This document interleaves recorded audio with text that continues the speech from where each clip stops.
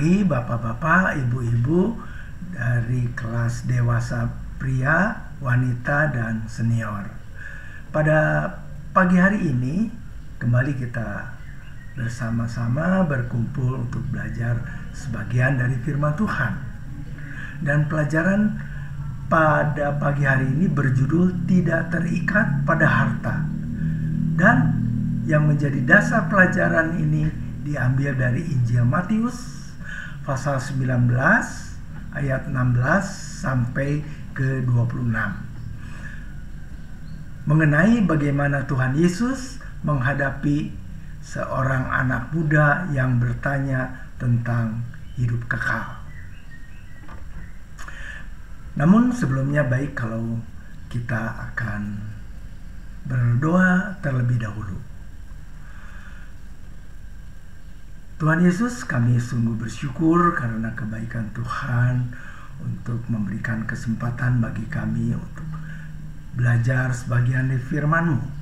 Kiranya semua firman yang kami pelajari berkenan di hadapan Tuhan dan kami diberikan hikmat untuk mengerti dan bahkan kami dapat menjalankannya sesuai dengan kehendak-Mu.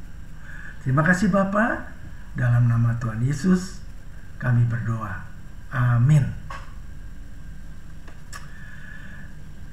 Baiklah.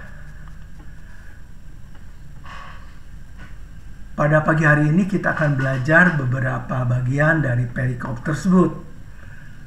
Ada 3 bagian di dalam perikop yang akan kita pelajari pada pagi hari ini.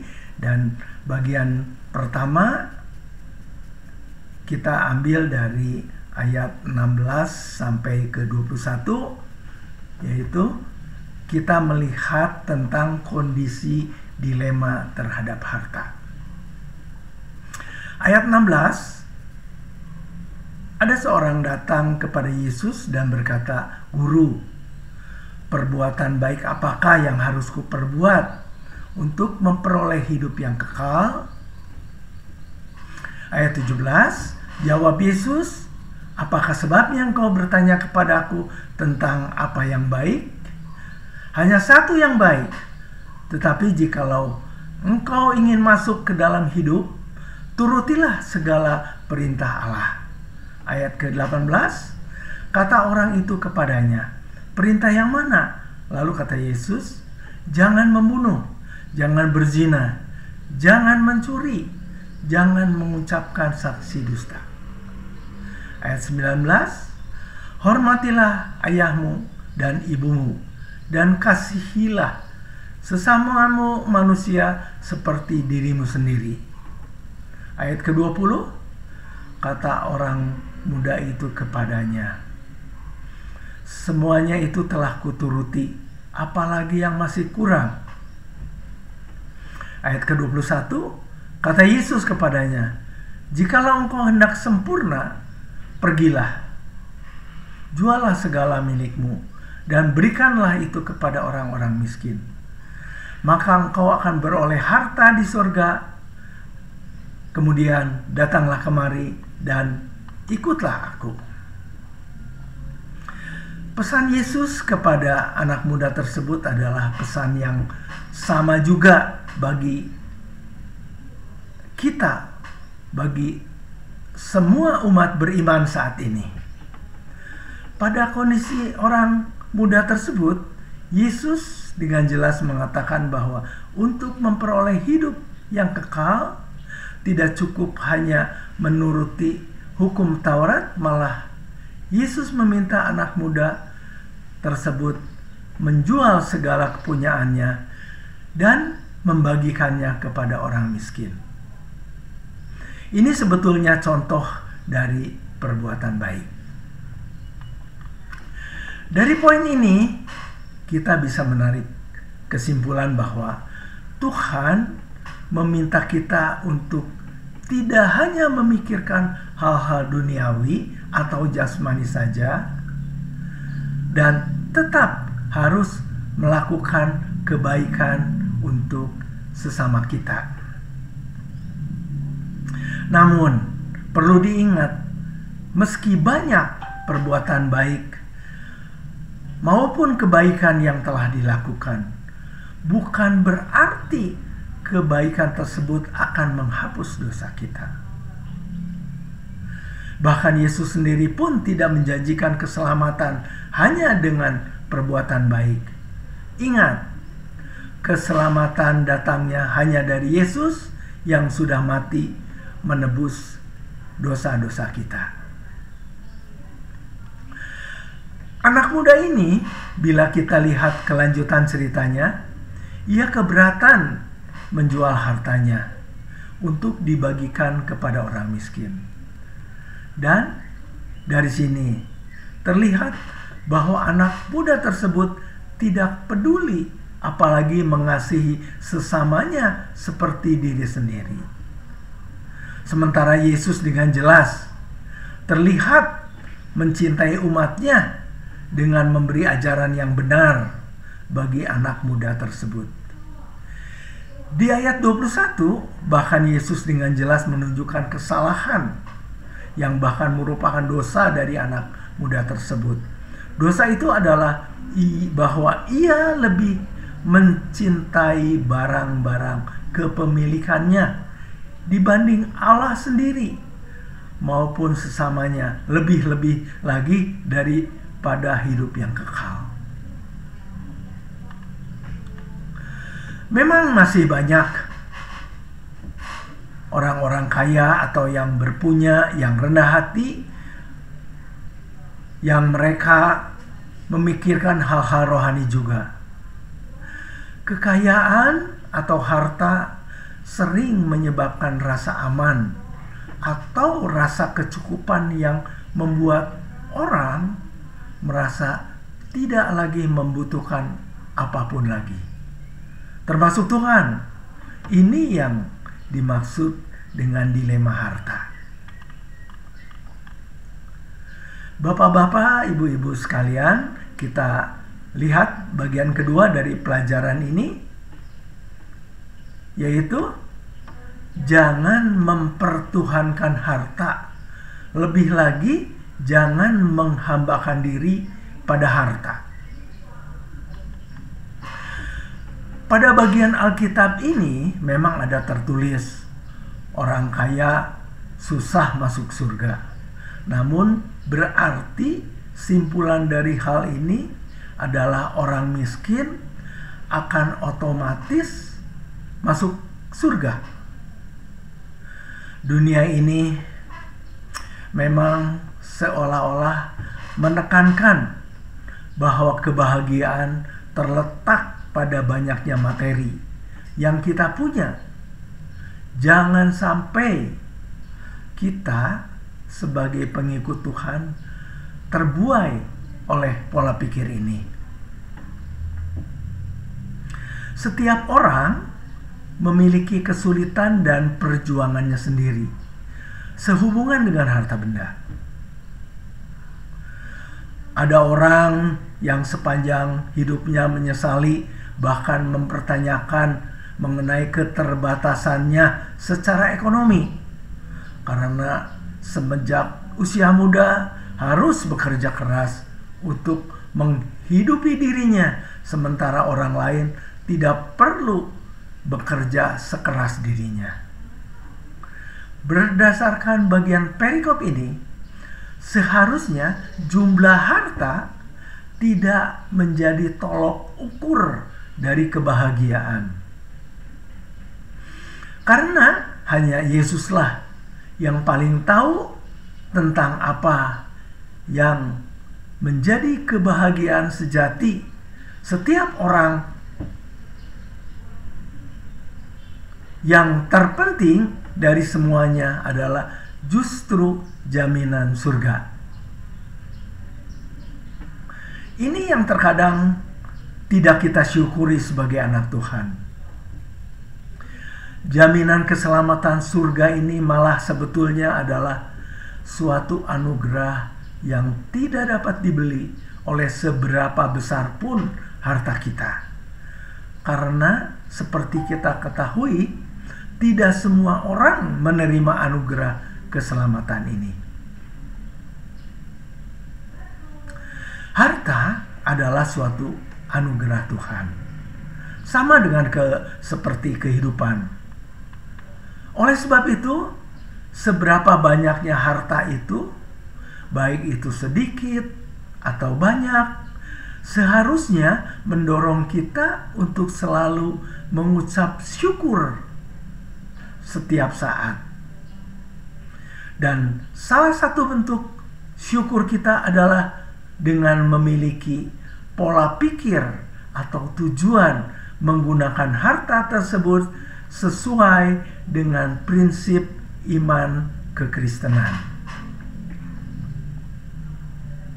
Bapak-bapak, ibu-ibu sekalian, berbahagialah kita yang sudah mengenal keselamatan dan meyakini bahwa kita akan masuk surga saat kita mati. Bapak-bapak, ibu-ibu sekalian, kita sampai kepada bagian ketiga dan terakhir adalah mengumpulkan harta di surga. Sebelumnya saya akan membacakan ayat ke-22 sampai 26 dari Injil Matius pasal 19 ini. Ayat ke-22, ketika orang muda itu mendengar perkataan itu, pergilah ia dengan sedih sebab banyak hartanya. 23, Yesus berkata kepada murid-muridnya, "Aku berkata kepadamu, sesungguhnya sukar sekali bagi seorang kaya untuk masuk ke dalam kerajaan surga. Sekali lagi aku berkata kepadamu, lebih mudah seekor unta masuk melalui lubang jarum daripada seorang kaya masuk ke dalam kerajaan Allah." Ayat ke-25, ketika murid-murid mendengar itu, sangat gemparlah mereka dan berkata, "Jika demikian, siapakah yang dapat diselamatkan?" Ayat ke-25, Yesus memandang mereka dan berkata, "Bagi manusia hal ini tidak mungkin, tetapi bagi Allah segala sesuatu mungkin."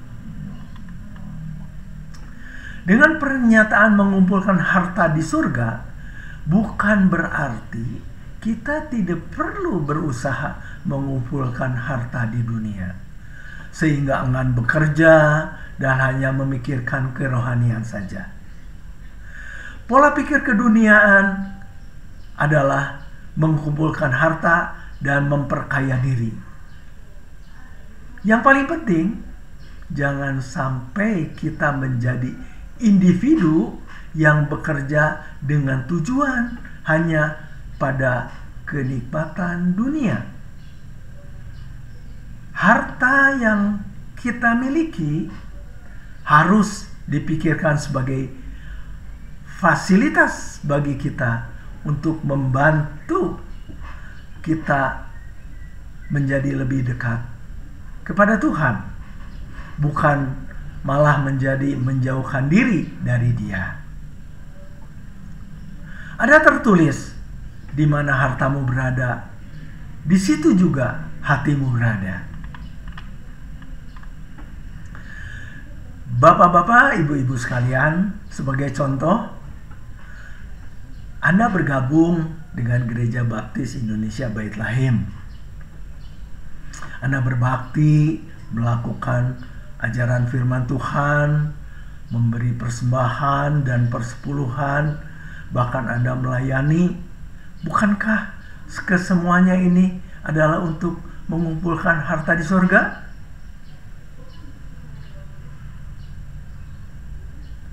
Sekarang, seumpama bila Anda kebetulan lewat di Jalan Jenderal Sudirman, saya yakin kalau melewat gereja, masakan sih kita tidak menengok gereja di tempat kita berbakti dan melayani itu. Hal itu tentu saja sebagai contoh untuk kehidupan jasmani. Tuhan Yesus mengajarkan bahwa Tujuan hidup manusia yang terpenting bukanlah mengumpulkan harta di bumi, melainkan mengasihi Tuhan lebih dari apapun. Oleh karena itu saya menyukai pernyataan berikut. Muda sukacita, tua damai sejahtera, mati masuk surga. Nah, tentunya bapak-bapak, ibu-ibu juga ingin pada waktu muda bersukacita, sudah tua damai sejahtera, mati masuk surga. Namun semuanya itu tidak dapat hanya dengan kata-kata saja. Kita harus melakukan semua firman Tuhan yang Tuhan ajarkan kepada kita sehubungan dengan pelajaran pagi hari ini. Nah, simpulan dari pelajaran hari ini adalah menjadi orang kaya bukanlah dosa. Namun ingat bahwa orang Kristen tidak boleh terikat pada harta. Ini yang disebut kaya menyebabkan dosa. Kemudian, setiap orang Kristen dapat mempergunakan seberapapun jumlah yang dimiliki untuk hidup berkenan kepada Tuhan. Salah satunya adalah dengan mendukung pekerjaan Tuhan sehingga berkembang dengan baik. Nah, bapak-bapak, ibu-ibu sekalian, demikianlah pelajaran pada pagi hari ini. Mudah-mudahan kita diperkaya pengetahuan kita dan kita dimampukan untuk melakukan kehendak Tuhan sehubungan dengan harta kita dan upaya kita mengumpulkan harta di surga. Kita akan mengakhiri pelajaran pagi hari ini dan selanjutnya silakan bapak-bapak, ibu-ibu mendiskusikannya di kelas masing-masing. Mari kita berdoa. Ya Tuhan, sungguh bersyukur bagi kami untuk dapat belajar sebagian di firman-Mu. Tolonglah Bapa agar Roh Kudus yang ada dalam diri kami masing-masing selalu menuntun kami agar kami dapat melakukan perintah Tuhan bagi kami di dalam kehidupan kami sehari-hari, sehingga kami senantiasa beroleh damai sejahtera Tuhan yang diberikan hari lepas hari bagi kami. Terima kasih Bapa, kami naikkan semuanya ini hanya di dalam nama Tuhan Yesus. Amin.